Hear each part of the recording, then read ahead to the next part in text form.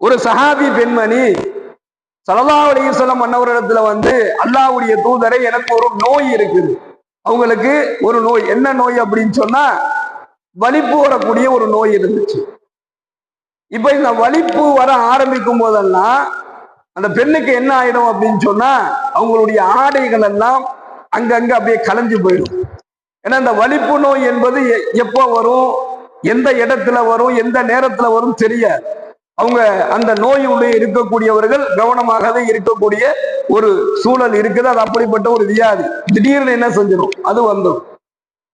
அப்போ அந்த பெண்மணி வந்து ஸல்லல்லாஹு அலைஹி வஸல்லம் அன்னவர்களிடத்துல, அல்லாஹ்வுடைய தூதரே, எனக்கு இப்படிப்பட்ட ஒரு நோய் இருக்குது, அந்த நோய் குணமாக்கப்படுவதற்கு நீங்க துஆ செய்யுங்க என்பதாக கேட்டார். அதுக்கு அல்லாஹ்வுடைய தூதர் ஸல்லல்லாஹு அலைஹி வஸல்லம் அன்னவர்கள் சொன்னாங்க, இந்த நோய் குணமாக்குவதற்கு நான் துஆ செய்யட்டுமா, இல்ல உனக்கு நான் சொர்க்கத்திற்காக வேண்டி துஆ செய்யட்டுமா என்பதாக கேட்கிறார்.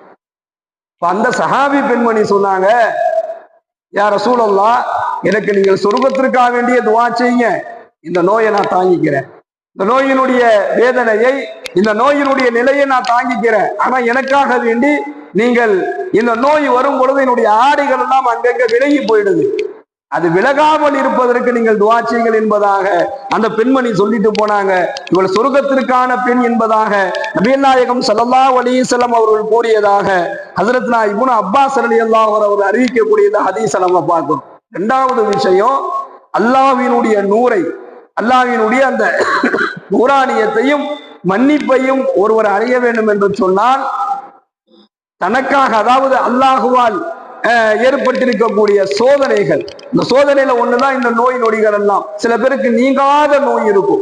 அது போன்ற ஒரு நிலை ஏற்படும் பொழுது அதிலிருந்து அல்லாஹ்விடத்துல நன்மையை பெறக்கூடிய வகையில எந்த நிலையிலையுமே அதை சகித்து கொண்டு அந்த நோயை கொண்டு பயந்து விடாமல், இல்ல அந்த நோயின் மூலமாக இறைவனின் மீது கோபம் கொண்டவனாக, அந்த நோயின் மூலமாக தனக்கு தானே சாபம் விடக்கூடியவனாக நாம இருந்திடக்கூடாது. எது நடந்தாலும் அது அல்லாஹுவால் நடக்கிறது.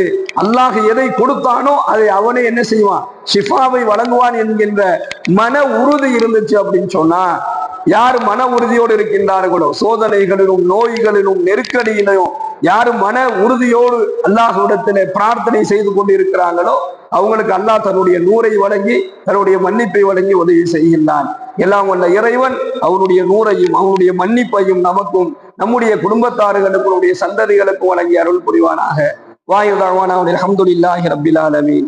அஸ்ஸலாமு அலைக்கும் வரஹ்மத்துல்லாஹி.